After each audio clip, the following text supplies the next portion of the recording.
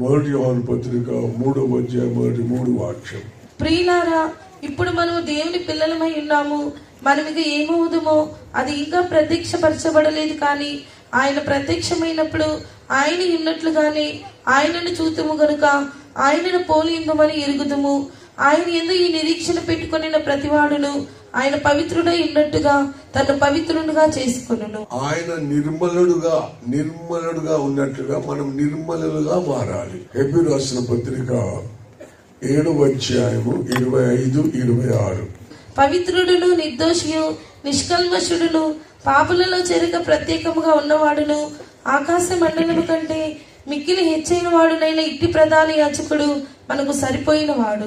సృష్టికర్త అయిన దేవుడు, రక్షకుడైన ప్రభువు కోరేది ఒకటేందంటే ఆయన ఎట్లా పరిశుద్ధుడుగా ఉన్నాడో, నిర్మలంగా ఉన్నాడో మనము అలాగే ఉన్నట్లయితే ప్రభు ముఖం మనం చూస్తాము. మన ప్రభు వల్లే మనం ప్యూరిఫై అనగా శుభ్రపరచుకొని మనం నిర్మలముగా కనబడాలి. మత్తయి రాసిన సువార్త 5వ అధ్యాయము 8వ వాక్యం. హృదయ శుద్ధి గల వారు ధన్యులు, వారు దేవుని చూచెదరు. నిర్మలమైన హృదయం గలవారముగా జీవించాలి. ఇర్మీయా రాసిన గ్రంథము 17వ అధ్యాయము 9వ వాక్యం. హృదయం అన్నిటికంటే మోసకరమైనది, అది ఘోరమైన వ్యాధి కలది, దాన్ని గ్రహింపగలవాడెవడు?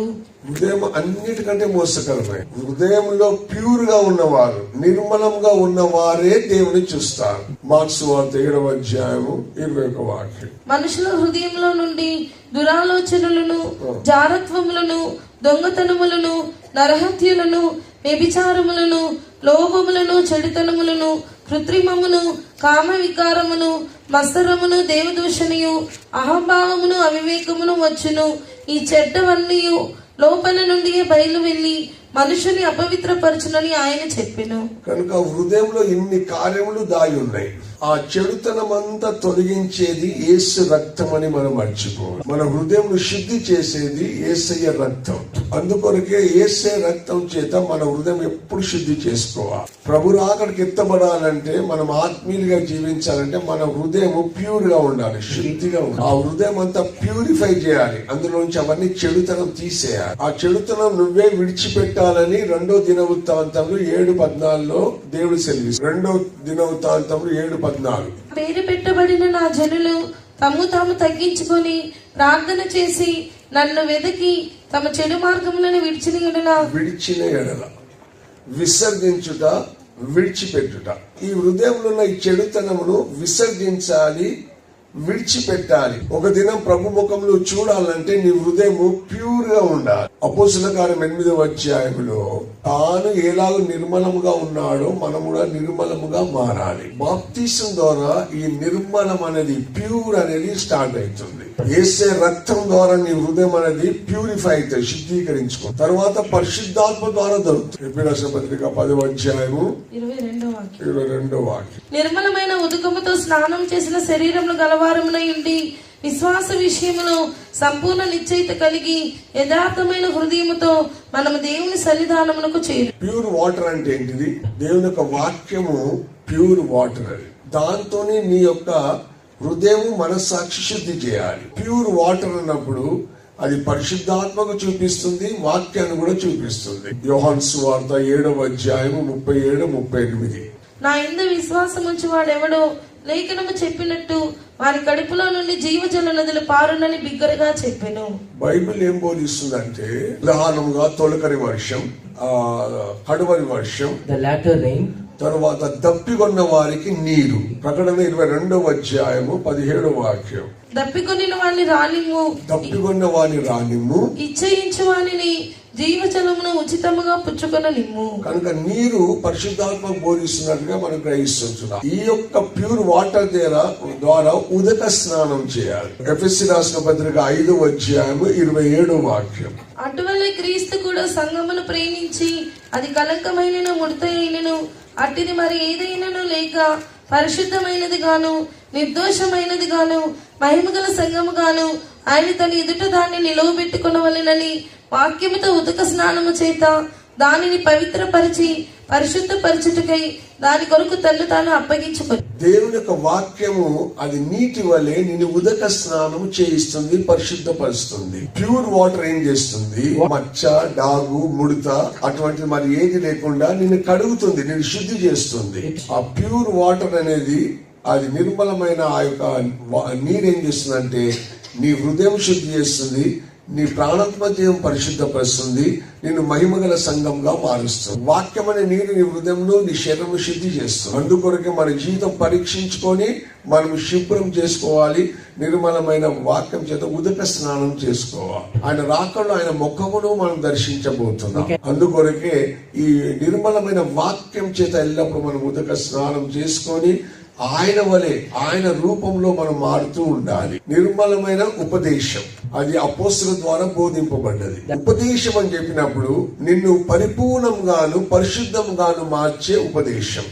ఆ నిర్మలమైన వాక్యం యేసు వలె నిన్ను మారుస్తూ ఉంటుంది. వాక్యం చేత రూపాంతరం కలుగుతూనే ఉంటుంది. మనము నిర్మలముగా కనబడేటట్లుగా అనగా యేసయ్య ముఖము మనలో వచ్చేటట్లుగా మనము పరిశుద్ధపడాలి. 1 యోహాను పత్రిక 3వ అధ్యాయం 2 వాక్యంలో చదివినట్లుగా ఆయన ప్రత్యక్షమైనప్పుడు ఆయన ఉన్నట్లుగానే ఆయనను చూతుము గనుక ఆయనను పోలి ఎందుమని ఎరుగుదము. ఆయన ఎందుకు ఈ నిరీక్షణ పెట్టుకుని ప్రతివాడును ఆయన పవిత్రుడై ఉన్నట్టుగా ఆయనను చూచినప్పుడు ఆయనను పోలి ఉందుము. ప్రభును ముందు పెట్టుకొని వాక్యమును ముందు పెట్టుకొని నిన్ను నీవే దిద్దుకోవాలి, నిన్ను నీవే శుద్ధి చేసుకోవాలి. ఎవరైతే ఆయన ముఖం చూడాలనుకుంటారో ఆయన నిర్మలంగా ఉన్నట్లు తమ్ము తామే నిర్మలుగా చేసుకుంటారు. ప్రభువా నీ వల్ల నేను మారాలి, మీరు ఎలాగ నిర్మలంగా ఉన్నారో నా హృదయం నా జీవితం నిర్మలంగా మారాలి. ఎంతగానో కన్నీళ్ళు విడిచి ప్రాణం చేస్తావో అంతగా ఆయన స్వరూపం నీలో దిగుతుంది. అలాగునే 2 కొరింథీ 3వ అధ్యాయం 18వ వాక్యంలో పరిశుద్ధాత్మ ద్వారా అదే పోలికగా మారుతాం. ఎంతగానో అభిషేకం నింపబడతావో అంతగా మహిమ నుంచి మహిమకి వెళ్ళిపోతాం. అందుకొరకు ఎల్లప్పుడు మనం ఇంటికాడ గాని కూటానికి వచ్చినప్పుడు గాని సరైన అభిషేకం నింపబడుతుంది. పరిశుద్ధాత్మనే దేవుని యొక్క దివ్య స్వభావములు మనలో కలగజేస్తుంది, ఆయన ఆత్మ ఫలములు మనలో కలగజేస్తుంది. ఆ పరిశుద్ధాత్మను ఏం చేస్తుంటే మన శరీర క్రియలన్నీ కూడా చంపుతా ఉంటది. అది రోమా 8వ అధ్యాయం 13వ వాక్యం. నువ్వు ఎంతగా ఆత్మ నింపబడతావో అంతగా నీ శరీర క్రియలు చంపుతుంటది. ఆ పాప క్రియలు శరీర క్రియలన్నీ కూడా పరిశుద్ధాత్మ చంపేస్తుంది. పరిశుద్ధాత్మ చేత నింపబడి బాగా అభిషేకం నింపబడతావు చూడు, నీ శరీర క్రియలన్నీ చచ్చిపోతాయి. పాస్టర్ కేసీ వర్గీస్ గారు బోధించారు ఏంటంటే నీకు పాప తలంపు వచ్చినప్పుడు, నీకు పాప ఇచ్చ వచ్చినప్పుడు, పాప కోరిక వచ్చినప్పుడు వెంటనే పోయి నువ్వు అన్య భాషలు మాట్లాడి ఆత్మలు నింపబడాలి. నువ్వు ఆత్మ చేత శరీరం చంపుతుండాలి. ఆత్మ వచ్చి నీ శరీరంలో ఉన్న ఆ శరీర క్రియలన్నీ చంపేస్తుంది. సంఘంలో ఉన్న ప్రతి వారు కూడా ఈ అభిషేకం ద్వారా మనం దేవకుమారులుగా మార్చబడతాం. 1 యోహాను పత్రిక మొదటి 3 చదివిన దాంట్లో మొదటి 3 వాక్యంలో మనం దేవుని కుమారులమని పిలువబడుతున్నాం. ఎవరు? దేవుని ఆత్మ చేత నడిపింపబడేవారు. జ్యేష్ఠ కుమారుడు యేసు ప్రభు. కనుక ఎప్పుడైతే నువ్వు అభిషేకం చేత నీ జీవితం అంతా కూడా పరిశుద్ధపరచుకుంటున్నావో అప్పుడు దేవ కుమారులుగా పిలువబడతాం. ప్రతిదినం దేవుని ఆత్మ చేత నువ్వు నడిపింపబడాలి. ఆ పరిశుద్ధాత్మ నేను ఏం చేస్తుందంటే దేవ కుమారులుగా మార్చేస్తుంది. దేవ కుమారులుగా మారాలంటే పరిశుద్ధాత్మ చేత నింపబడాలి, ఆత్మ చేత రూపాంతరం పొందుతూనే ఉండాలి. మొట్టమొదటి యోహాను పత్రిక రాసినట్లు మనకు మనమే ప్యూర్ చేసుకోవాలి, శుద్ధీకరించి. రెండవది ఆత్మ చేత శరీరం చంపాలి, ఆత్మ చేత ప్రతిదినం నడిపింపబడాలి. అప్పుడు దేవ కుమారులుగా మార్చబడు. దేవ కుమారులే ప్రభు రాకడికి ఎత్తబడు. దేవ కుమారులు కాని వారు ప్రభు రాకడికి ఎత్తబడరు. మొట్టమొదట యోహాను సువార్త 1వ అధ్యాయం 12వ వాక్యంలో తన నామమునందు విశ్వాసం ఉంచిన వారికి దేవుని పిల్లలగుటకు ఎందరైతే యేసుక్రీస్తును సొంత రక్షకునిగా అంగీకరిస్తారో దేవుడు వారిని దేవ కుమారులుగా అధికారం ఇస్తుంటారు. తర్వాత బాప్తిసం పరిశుద్ధాత్మ ద్వారా దేవ కుమారులుగా మార్చబడతారు. మనం ఏం చేయాలి? పరిశుద్ధులుగా జీవించడం నేర్చుకోవాలి. ఆదికాండం 6వ అధ్యాయము మొదటి 2 వాక్యాలు ఇప్పుడు కూడా జరుగుతుంది. దేవుని కుమారులు నరుల కుమార్తెలు చక్కని వారని చూచి వారందరిలో తమకు మనసు వచ్చిన స్త్రీలను వివాహం చేసుకొనిరి. ఇది ఆ కాలంలో జరిగినప్పుడే దేవుడు నోవా కాలంలో నీళ్లను పంపి ప్రపంచంని నాశనం చేశాడు. నరుల కుమార్తెలను పెళ్లి చేసుకున్నారని చూస్తున్నాం. దేవ కుమారులప్పుడు రక్షింపబడి అభిషేకింపబడిన దేవుని యొక్క ప్రజలు. నరుల కుమార్తెలు అన్నప్పుడు ఈ లోక సంబంధించిన కుమార్తె. ఈ కాలంలో అనేకులకు సంబంధాలు దొరకలేవని బయటికి పోయి పెళ్లి చేసుకుంటున్నారు. పాత కాలంలో కూడా దేవ కుమారులు అంటే ఎవరు?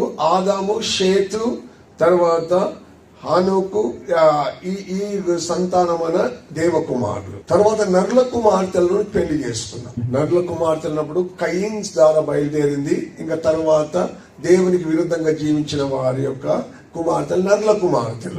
అలాగూ వివాహం చేసుకొని పాపం పెరిగిపోయింది. అందుకొరకే దేవుడు నీళ్లను పంపి భూమినే ఖాళీ చేశారు. మనం దేవ కుమారులు కనుక నరుల కుమార్తెలతో వివాహం చేయడం అంటే వివాహం విషయంలో అన్యులతో గాని వివాహం విషయంలో మనం వేరే పద్ధతిలో పోకుండా దేవకుమార్తెలనే మనం పెళ్లి చేసుకోవాలి. అటువంటి ఒక విశ్వాసులుగా జీవించాలి. దీన్ని ఆత్మీయ రీతిగా తీసుకుంటే ఏంటిది?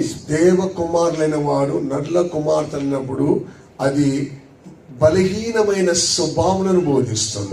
ఎందుకంటే పేతుల్లో రాస్తున్నారు, స్త్రీ బలహీనమైన ఘటన. దేవకుమారులు ఈ భూ సంబంధమైన బలహీనతల చేత అపవిత్రులుగా మారకూడదు.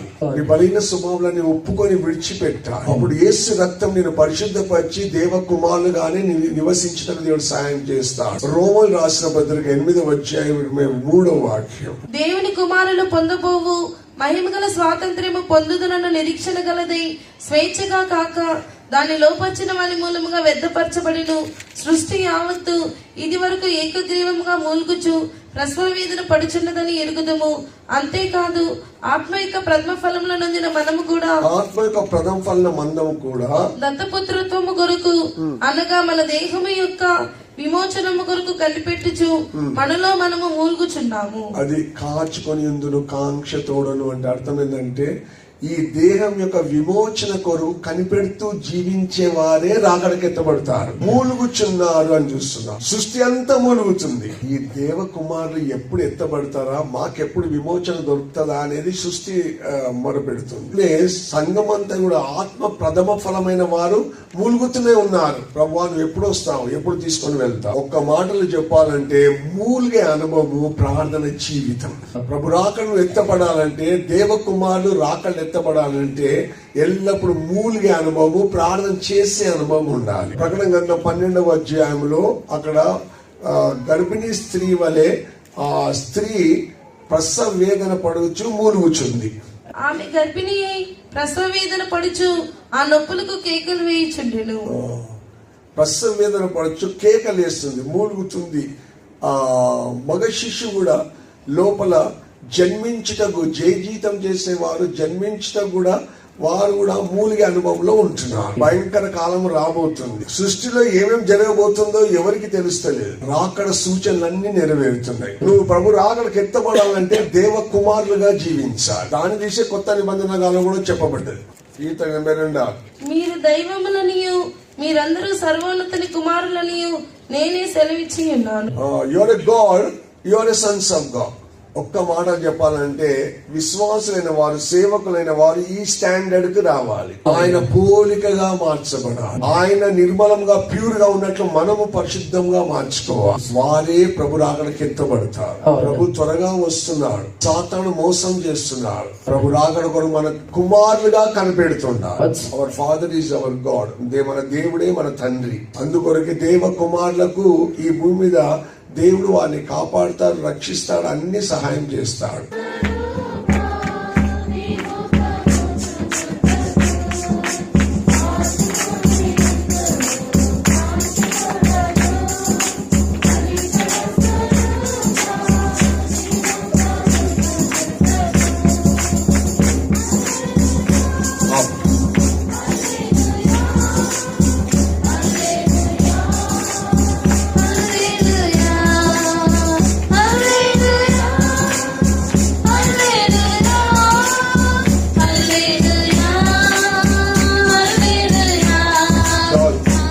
దేవుని నా మహిమ కలుగును గాక.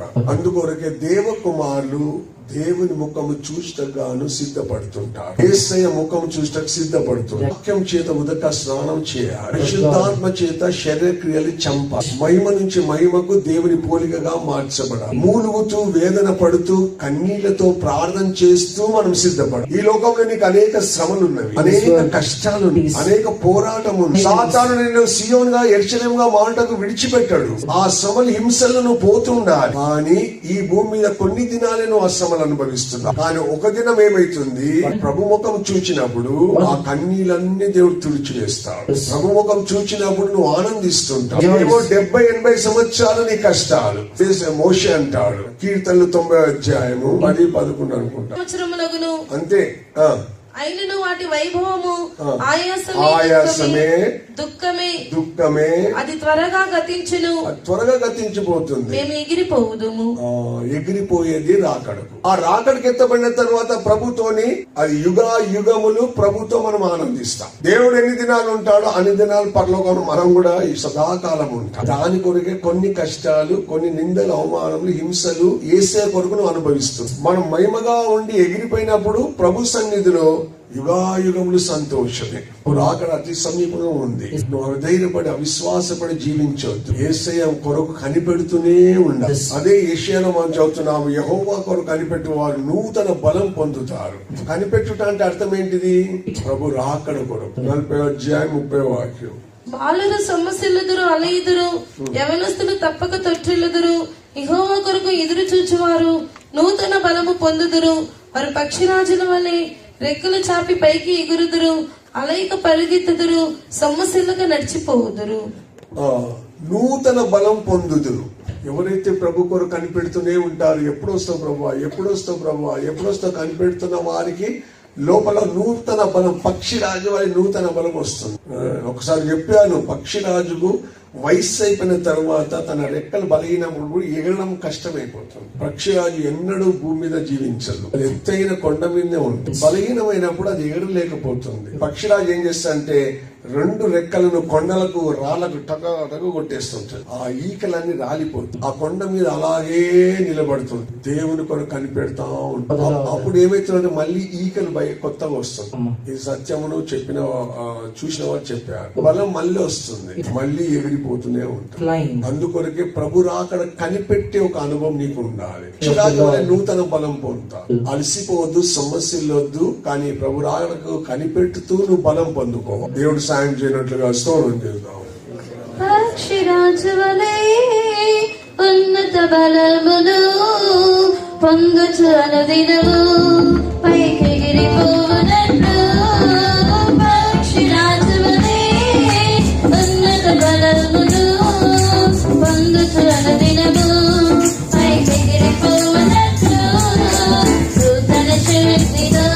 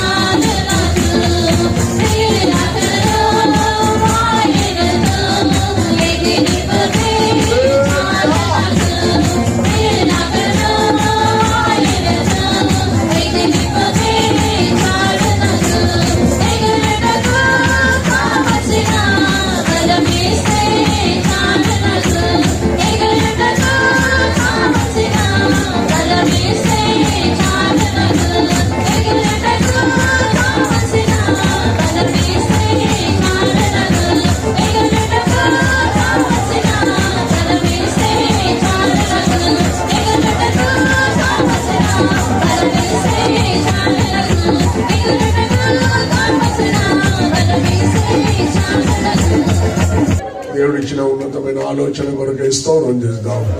Praise the Lord, praise the Lord, praise the Lord. మనల్ని దేవ కుమారులని దేవుడు పిలుస్తున్నందుకై స్తోత్రం చేద్దాం. Praise the Lord, praise the Lord. ప్రభు రాకడకు ప్రభు వలె మారుటకు ఆయన ముఖము రూపముకు మారుటకు ప్రతిదినము శుద్ధీకరించుకుంటకు నిర్మలముగా పరిశుద్ధంగా మాటకు సాయం చేయనట్లుగా స్తోత్రం చేద్దాం. తండ్రి కుమార పరిశుద్ధాత్మ దేవునికి స్తోత్రం చేద్దాం.